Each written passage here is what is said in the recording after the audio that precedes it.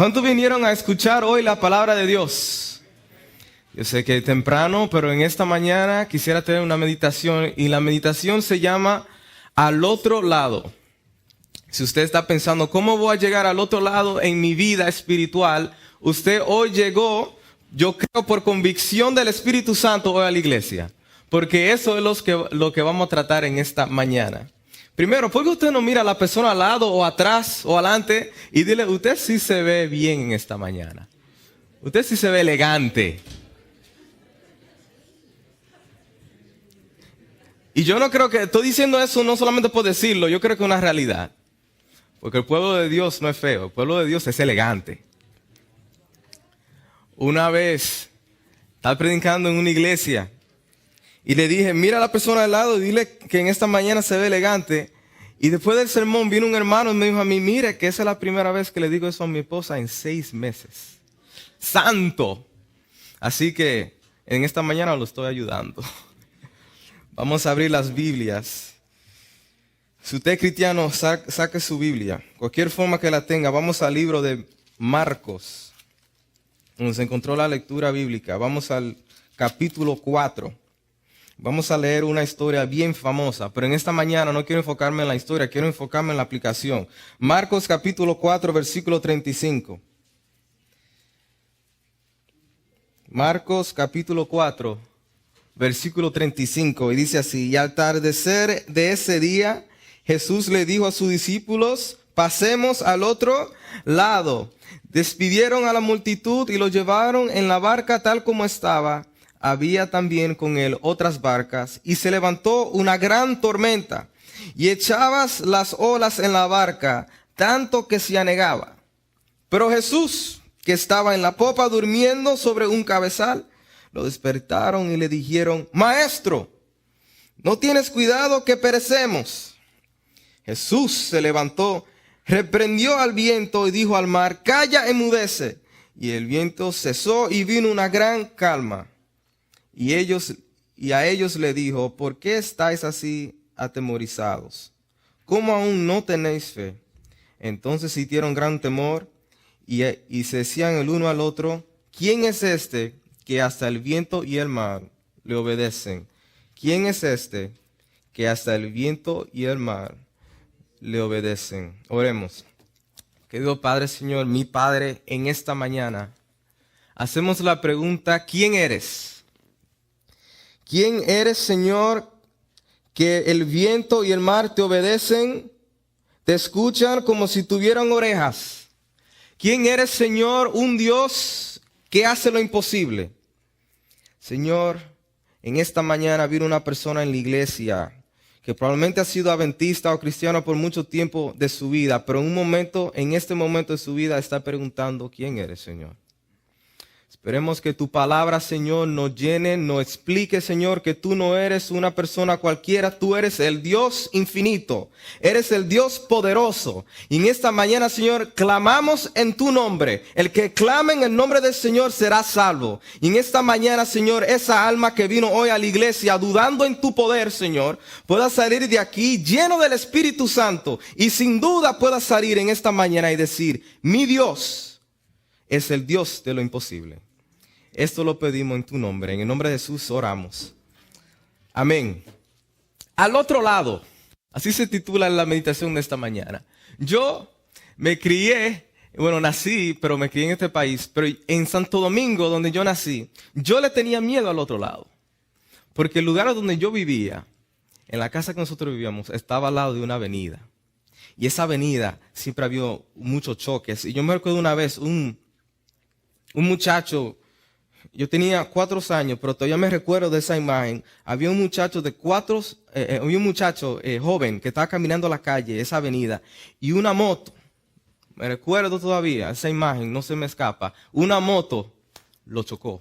El muchacho sobrevivió, pero me recuerdo que caminaba un poco raro. Caminaba todavía, tenía los efectos de ese choque. Y mi padre siempre me decían a mí, ten cuidado con ese lado, ten cuidado con la avenida, ten cuidado al otro lado. Y yo siempre le tenía miedo al otro lado, pero no tanto por la avenida, sino porque en el otro lado de la calle había un cartel de policía. Y en el otro lado, en ese cartel, mi padre siempre me decían, si te portas mal, te vamos a llevar al otro lado, te vamos a llevar al cartel. Soy yo, cada vez que yo me portaba mal, yo le tenía miedo a mis padres porque me decían, síguete portando mal, que te vamos a llevar al otro lado. Y yo sabía lo que significaba el otro lado. El otro lado. Algo que me traía terror. Pero algunos cristianos, cuando Jesús le pide ir al otro lado, también le trae un poco de terror. Dale contexto de esta historia bíblica. Jesús ha estado predicando el día entero a una multitud que lo rodeaba, una multitud grande. Y este día, y Jesús le está predicando irónicamente sobre la fe. Irónicamente le está predicando sobre la fe. Si leen antes, en los versículos antes, le está predicando sobre la semilla y la fe, que tiene que ver con eso para tener una cosecha. La fe es importante, la fe es todo. Pero la Biblia nos dice en el versículo 35 que el atardecer de ese día, cuando llegó la noche, Jesús le dice a un grupo, vayamos al otro lado. Lo que ocurre aquí es que hay un principio, y un principio que yo lo he aplicado en mi vida, que se llama la fe de día y la fe de noche. ¿Qué dije? La fe de día, y hay algo que se llama la fe de noche. Y muchos cristianos viven en el principio de la fe de día. ¿Qué significa la fe de día? Bueno, bien fácil.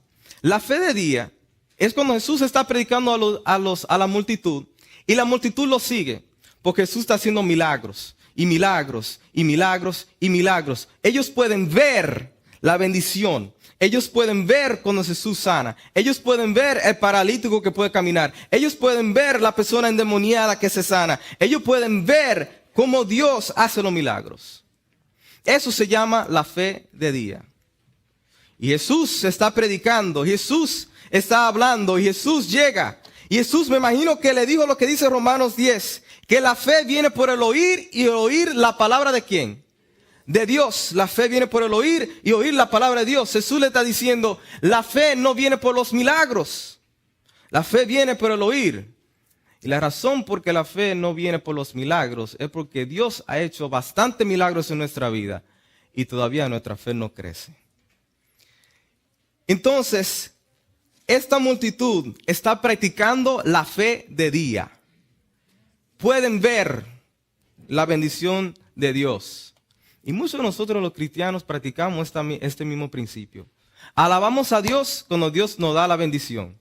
Cuando vemos que Dios nos da el trabajo, amén, alabado sea su nombre. Cuando Dios nos mantiene sano, aleluya. Cuando Dios nos da el grado que queremos, alabado sea su nombre. Eso se llama la fe de día. Cuando tú ves la mano de Dios trabajando en tu vida, cuando tú ves que Dios te está dando la bendición. Pero dice que llegó la noche. Versículo 35 nos dice que llegó la noche. Y dice que la multitud no lo siguió. Dice que se despidieron. Ahora se aplica el segundo principio, que es la fe de ¿qué? De noche. Ahí que la fe se ve. Porque la fe de noche es diferente a la fe de día. La fe de noche es cuando tú no puedes ver la mano de Dios. La fe de noche es una fe que tú no puedes ver la bendición. Que tú estás pasando por un momento difícil. Que tú estás pasando por una enfermedad. Es muy difícil alabar a Dios cuando está pasando por un momento de una noche, cuando la oscuridad te arropa. Y algunos cristianos no practican la fe de noche. Y sabemos eso porque cuando llegó la noche, solamente los discípulos y pocos lo siguieron. Hay mucha gente que lo alaba a Dios cuando Dios le hace los milagros. Pero ¿qué pasa cuando llega de noche y se parece que Dios no te escucha cuando tú oras? ¿Qué pasa cuando tú estás orando por tu hijo que llegue otra vez a la casa, que llegue a la iglesia y no llega? Dios, ¿no me escuchas? Y nosotros comenzamos a dudar porque nuestra fe no se ejercice en la noche. Nuestra fe no se ejercice cuando no vemos la mano de Dios. Eso se llama la fe de noche. El cristiano verdadero tiene la fe de día cuando ve la bendición de Dios. Y también tiene la fe de noche cuando no puede ver lo que Dios está obrando. Practica también la fe de noche. Y dice el versículo 37. Los que están llegando, estamos en capítulo 4, versículo 39 del libro de Marcos. Y dice que Jesús se levantó y ¿qué hizo? Reprendió al viento y le dijo al mar, calla, enmudece, y el viento cesó y vino una gran calma. Sabemos que esta tormenta es diabólica, no es de Dios, es satánica. Y la razón por qué sabemos que es satánica, porque Jesús le habla. Cuando Jesús creó al mundo, Él habló y puso todo en su orden, en su existencia. Él le dijo al sol, brilla. Él le dijo a los planetas, orbiten, roteen, giren. Le dijo al mar, llega a este lugar. Le dijo a las flores, a esta temporada vas a crecer. Le dijo a las temporadas, van en este momento es invierno, en este momento es verano. Le dijo a cada estación su lugar. Dios le puso orden. La Biblia dice que todo era ¿qué? Bueno. Pero en este momento vemos que algo ocurre diferente, algo satánico. Dice la Biblia que Jesús se levantó y reprendió al viento. Jesús le habla a la naturaleza. La naturaleza está haciendo algo contrario a su orden. Jesús, el creador de la naturaleza, le está hablando porque lo que está ocurriendo no fue lo que Él le ordenó que ocurriera. Algo satánico.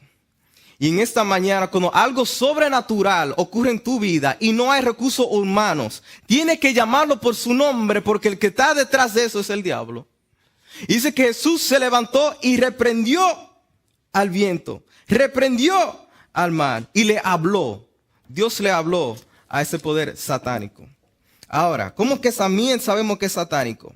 El versículo 37 nos da un poco más de explicación. Y dice, y se levantó una gran, ¿qué? Tormenta. Esa palabra tormenta en griego es saisma. Mire a la persona al lado de usted, dile saisma. Vamos a practicar el griego en esta mañana. Saisma. Tormenta en griego es saisma. Ahora usted puede impresionar a sus amigos.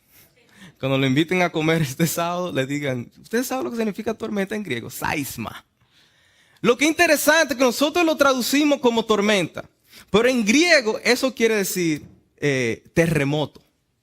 Ahora el libro de Lucas, que también relata la historia, la palabra también la utiliza saisma. Pero en el contexto es diferente que terremoto, es huracán. Lo que está ocurriendo aquí, lo que la Biblia nos está diciendo, no es que fue un poquito de viento, un poquito de agua. Lo que está ocurriendo aquí es un terremoto debajo del mar. Y un terremoto debajo del mar se llama un tsunami. Lo que está ocurriendo es que es un tsunami también como si fuera una mezcla que está ocurriendo arriba del mar. Es como si fuera un huracán. Algo satánico, algo poderoso, algo que el humano no puede resolver. Un saisma.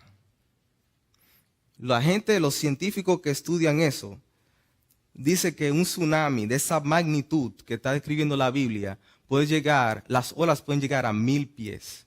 Y una ola que llega de 1000 pies y choca, es como si fuera un avión que chocara ese lugar. Un avión a alta velocidad. Un avión, un saisma, una tormenta que destruye, que mata, que causa problemas. Oh, mi hermano, Jesús enfrentó una tormenta porque en el otro lado iba a enfrentar otra tormenta. Y el diablo sabe que si hay una alma perdida, Jesús la va a ir a rescatar. Y el diablo manda este saisma, esta tormenta. Déjame decirle algo en esta mañana. Que cuando viene esa tormenta en tu vida, algo sobrenatural, los discípulos no pudieron hacer nada. Imagínense en eso. Nosotros no somos pecadores. Pescadores. No, somos pecadores, pero no somos pescadores. Los discípulos estaban en el mar toda su vida. Eso es lo que ellos sabían. Y ellos dijeron, no vamos a morir. Esto es algo demasiado poderoso. No podemos con esto. Este mar está muy poderoso. Y Jesús está, ¿qué? Durmiendo. Jesús está durmiendo. Noten que la magnitud de la tormenta no levanta a Jesús. Ni los gritos de los discípulos levanta a Jesús. Ni los vientos con máxima velocidad no levantan a Jesús. La única cosa que levanta a Jesús en la tormenta es cuando alguien le dice a él, maestro, vamos a ver. Aquí lo dice, en el versículo 38. Pero Jesús estaba en la popa durmiendo sobre un cabezal. Lo despertaron y le dijeron, ¿qué? Maestro. Cuando nosotros estamos en nuestra tormenta, cuando estamos en nuestra dificultad, y se parece a algo sobrenatural, que ya usted está cansado. Usted está cansado de enfrentar la enfermedad. Usted está cansado ya de orar por su hijo y no viene a la iglesia. No está cambiado, no está transformado. Su esposo no quiere venir a la iglesia con usted. Su esposo tiene un problema de alcohol o algo. Usted está cansado, ya ha orado. La Biblia dice que usted lo que tiene que es clamar. Lo que levanta a Jesús no es el trabajo humano. Lo que levanta a Jesús no es tus esfuerzos. Lo que levanta a Jesús es cuando un hijo lo llama y le dice, maestro. Así que en esta mañana, hermano, si usted está cansado como estaban cansados los discípulos, es tiempo que apliquemos el principio de clamar y llamar el nombre de Jesucristo. Maestro. Yo creo firme que hay poder en el nombre de Jesús. ¿Cuántos lo creen así? Amén. Y dice que los discípulos clamaron y este clamó. Y le dijo, Señor, maestro, no tienes cuidado que perecemos. El versículo 35 nos dice que al atardecer de ese día Jesús le dijo a sus discípulos, pasemos al otro lado. Pasemos. No es singular, es plural. Y antes de ir al otro lado, antes de enfrentar esta tormenta, Jesús le dice, pasemos. Una promesa. Pasemos al otro lado. No le está diciendo, vamos a ver si llegamos. Vamos a ver si es verdad que podemos llegar. Le está dando una promesa, pasemos al otro lado y vamos a llegar al otro lado. Confianza, ten fe. Le estaba predicando sobre la fe. Vamos a llegar al otro lado. Hay una diferencia entre una promesa en la Biblia y una sugerencia. Alguna vez, alguna gente, yo he visto esto en la iglesia, que le gusta decir el proverbio 22:6 que dice, instruye al niño en su camino y cuando fuere viejo no se apartará de él. Y dice, Señor, cumple tu promesa. Mi hermano, es un proverbio. Eso no es una promesa de Dios. Si el hijo no quiere venir a los pies de Dios, aunque usted le enseñó la Biblia, no va a venir. Pero Jesús le está diciendo aquí una promesa. Una promesa es muy diferente. Porque una promesa se cumple. Una cosa que es una sugerencia, otra cosa es una promesa. Y la promesa aquí que Dios le está diciendo a los discípulos, vamos a ir al otro lado. Hay mucha gente que se casa. Yo no estoy casado, para los que quieren saber. Hay mucha gente que se casa o tiene planes sin todavía tener una promesa de Dios. Salen en su barca de la vida sin una promesa de Dios. Déjeme decirle algo, yo no estoy estudiando teología porque quiero. O porque pienso que es algo interesante, o porque mi padre es pastor. Yo primero tuve que tener una promesa de Dios. Porque las promesas de Dios se cumplen. Entonces, mi hermano, si usted se casó con una persona sin primero tener una promesa de Dios, hay un problema. Si usted viene a una iglesia, si todavía tiene una promesa de Dios, que esa es la iglesia, hay un problema. Y dice aquí la Biblia que Jesús le dijo a los discípulos, pasemos al otro lado. Es una promesa. Cuando Dios habla y es una promesa, Dios cumple. Y mi hermano, por favor no abren la Biblia. Diga, Señor, dime una promesa ahora mismo. Dice que una persona hizo eso, abrió la Biblia y llegó al versículo que dice, Judas se colgó. Tengan cuidado, eso no es una promesa. Esta mañana vamos a clamar la promesa de Dios. La promesa es, pasemos al otro lado. Cuando Jesús está en el bote con usted, vas a llegar al otro lado. No dice la Biblia que cuando el pastor está en el bote con usted, o el anciano.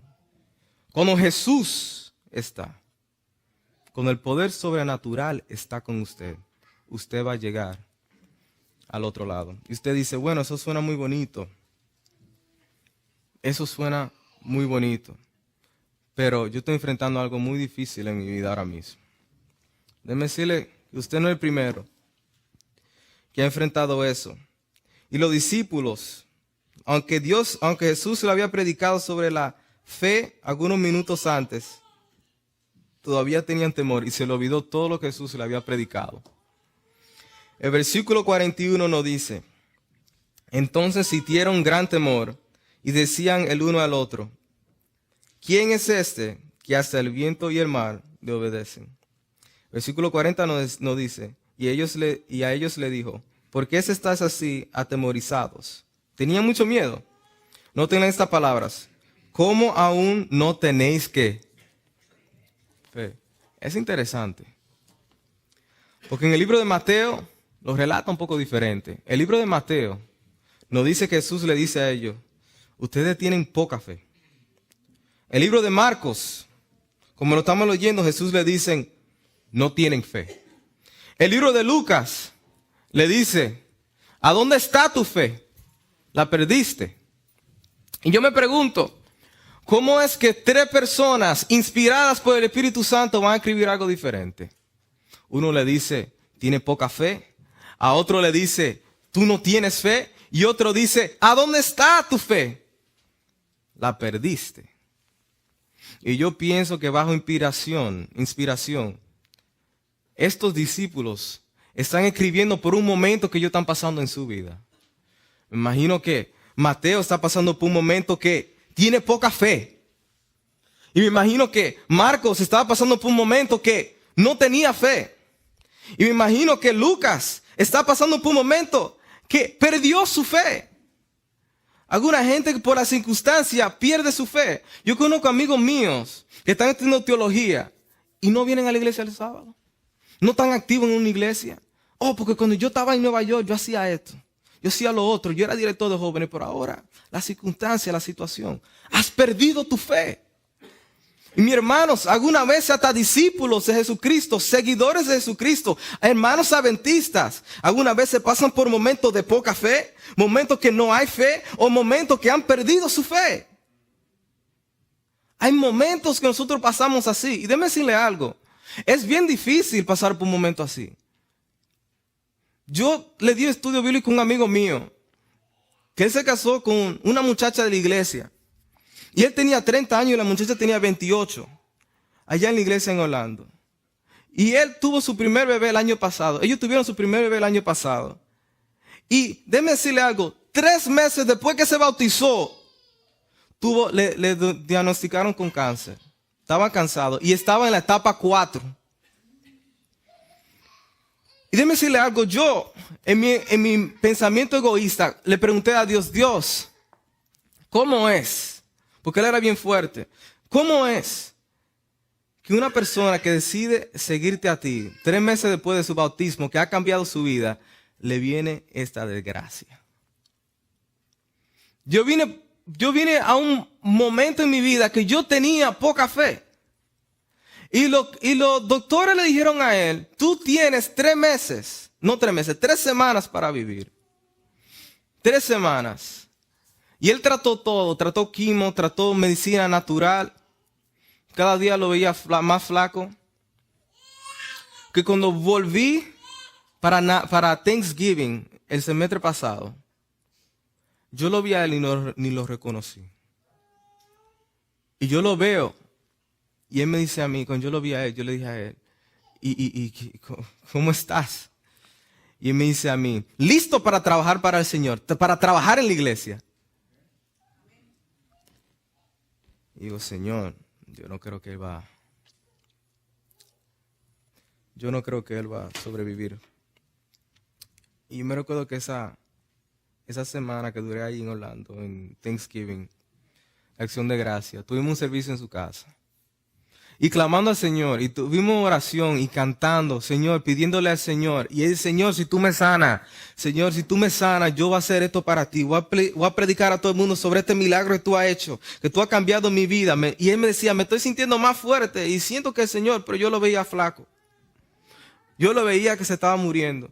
Y cuando yo lo abracé, la última vez que yo lo abracé, yo le sentí los huesos. Y digo, Señor, él tiene fe. Y él me motivó a mí. Él me dio fe a mí. Una persona que se está muriendo y tuvo un bebé no hace mucho. Yo me estaba dando fe a mí. Y cuando la última palabra que yo le dije a él fue, nos vemos en Navidad. Que nos dan una vacación en la escuela y nos vemos en Navidad. Vamos a celebrar Navidad. Y me dice a mí, aquí estaré en Navidad. Déjeme decirle, hermano, que el día que yo llegué allá en Orlando, ese mismo día él murió.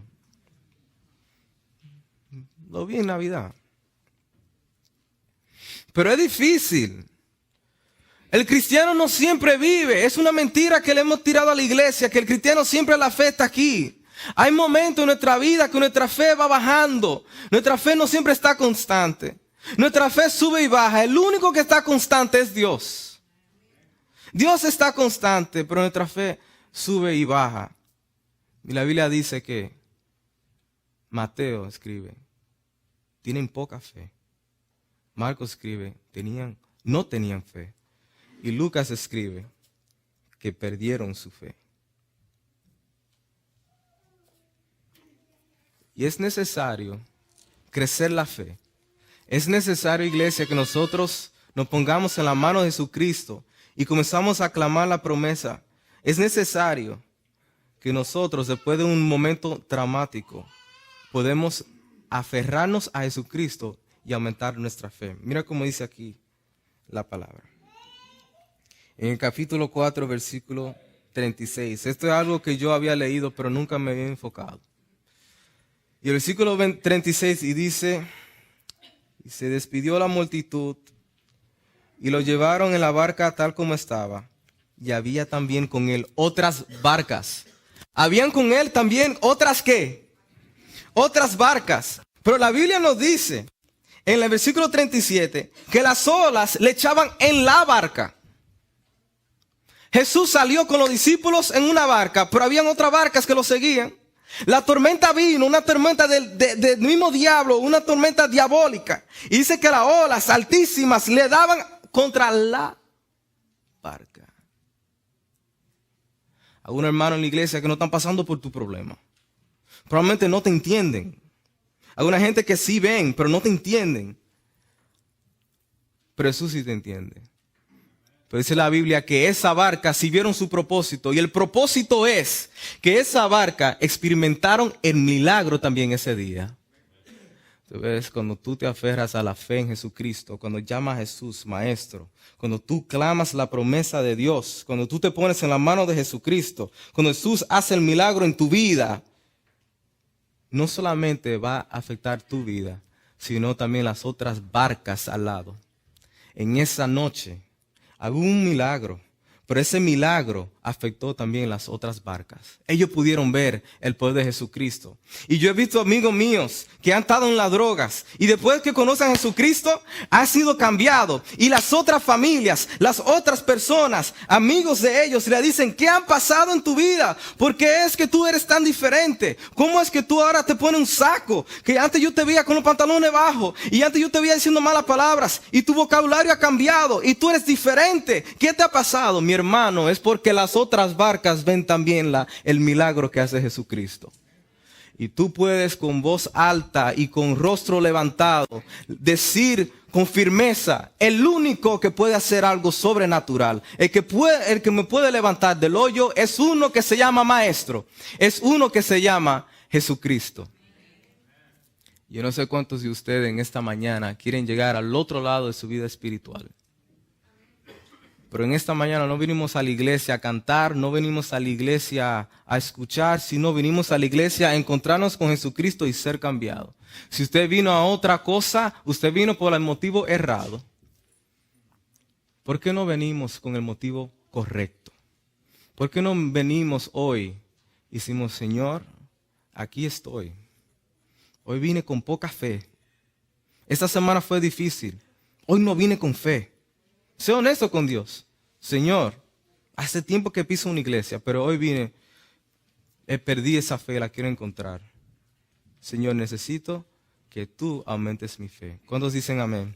¿Cuántos dicen que hoy quieren ir al otro lado de su vida espiritual? ¿Cuántos se quieren encontrar con Jesucristo un día y decir, Señor, en esa promesa, que el que clame el nombre de Jesucristo será salvo? Amén. Que Dios le bendiga en este sábado.